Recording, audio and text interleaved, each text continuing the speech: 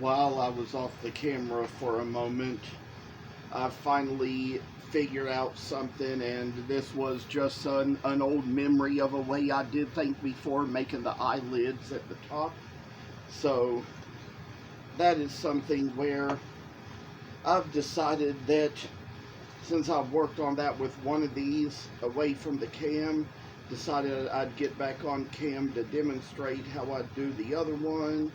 We kind of come along where we just kind of make the little eyelids up at the top, put it so it's going to make a little ways down to it, and then come on and see how it comes out like this. We got two little triangles at the top. We're going to put a split into one of these triangles to kind of round it off, and do quite the same with the other one as well. It probably kind of interferes with the top of the head a little bit, so just make a little chip away just to kind of get the head area back in, and so make the Santa just as it is and ought to be. And so this is just how we make our ways about it. And I say,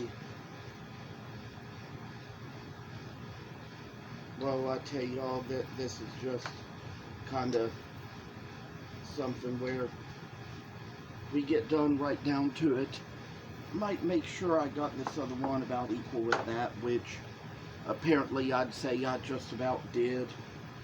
Sometimes we kind of want to make these so they're going to see what we're going to need to see in them and what we need for them to be, and when it'll come down to that, I'd say that little work is just making a sure enough way. We got up to this point with these. I think we're going to probably save the little genuine mahogany ones for when we're off camera, but decided I might just go ahead, demonstrate a little bit how we carve out the mustache on these. There's a little triangle we put down here to make it so it splits right below the nose, and then kind of try to work our way out to this one here, make it so it's going to seem what it's going to seem, and be what it's going to be, make what it's going to make, and then finally get down to where we got the little place in the center where the work is going to end. We got to round off the mustache on the little sides here. See how little work this is going to come out to be, I say. And that's where we round off the face, make it so it looks the way it should. Round a little pencil off of the mustache area, round off this one too. And I'll tell you all, with these ones, I think I'm going to go back to the old-fashioned way I used to do it when I first started carving these types of Santas. And there's a place here where we're going to kind of round off the beard on the side to make it so it's special, unique. I say trim up a little bit and get where, in the place where the beard is, right below the mustache, we got that much work done into him.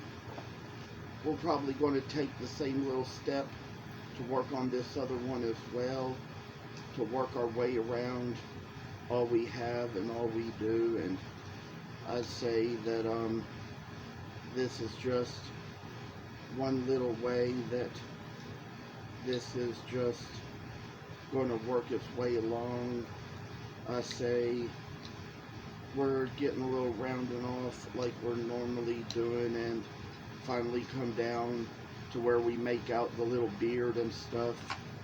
This is where we come right down to it just to see what it's going to be, and then just kind of take it where we round a little bit more down off the mustache and kind of come down to where we see this little work here. How it's coming out is good for the better. I'd say that with this little rotary tool, there is one little step we can take where we put in the little eyes and the mouth there, and this is something where right below the eyelid I would place the hole when I first started these from the different kinds of woods. And I'd say with this little step of a rotary tool, this isn't going to make much mess in this corner. I wouldn't usually be using this tool in this corner of the house, but it's going to be simple. So, well, we first of all have got to plug it in, but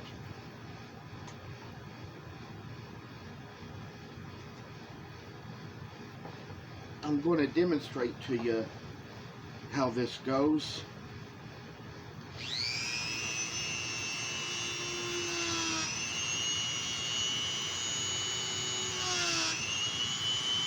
And I'll place in those two little eyes there to make it so he's going to see little better ways, better days. I tell y'all that it just comes where with this little face, this is how he comes out in the end. Make them all cheerful looking. And we're going to do the same with this other one here too.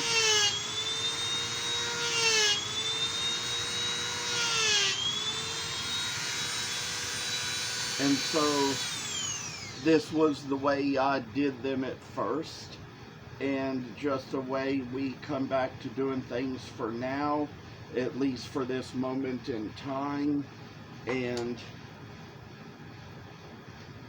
that is just the step we wanted to take here.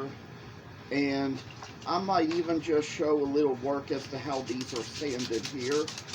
We don't always start with the toughest grit because we did the power carving with the toughest grit on the sanding drum. So I'd say we can kind of start with just about any medium grit here, just to kind of get the sanding part started in the work and in the process. And this is where we will begin. I think we kind of shift grits around all the time as we work on things like this, and how we get around, I'd say, is just going to be how common sense takes us, you know, down to where the bright light shall end and all things will see for good.